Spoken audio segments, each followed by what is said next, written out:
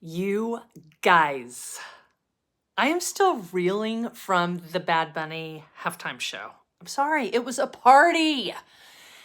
And I don't usually toot my own horn, but I was a sugarcane dancer.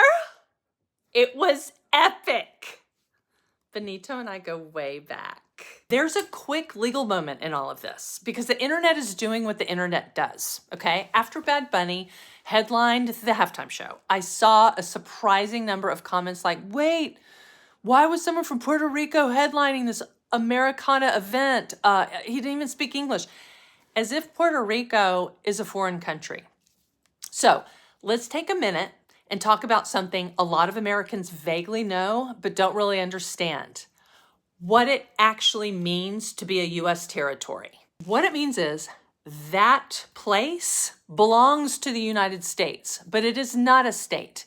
And it's that in-between status where most of the confusion lives, okay? So a U.S. territory is land governed by the United States, but it doesn't receive all of the constitutional rights and the political powers that states do.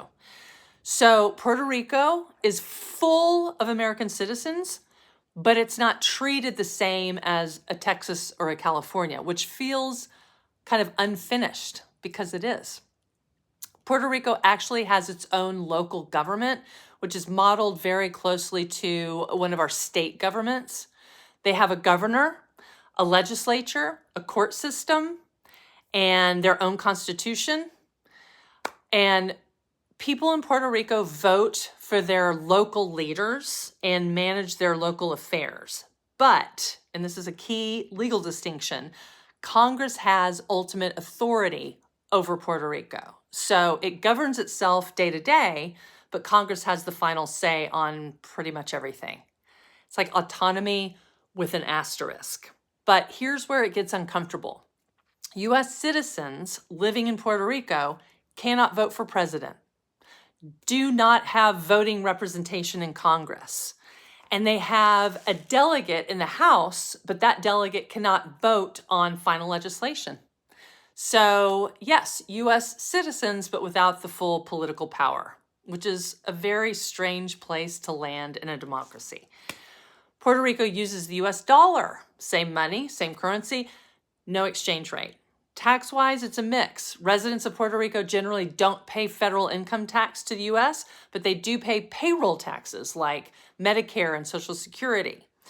And they also pay local Puerto Rican taxes. So it's not no taxes, it's just different taxes. And Puerto Rico is not alone. Other U.S. territories include Guam, the U.S. Virgin Islands, American Samoa, and the Northern Mariana Islands. So this is one of those moments where pop culture cracks open a legal reality most of us never were taught. And that's kind of what I do here. Life is complicated and the law does not have to be. So if this helps you make sense of a headline, follow along for more legal micro learning because life is legal, babe. So you got to know the rules.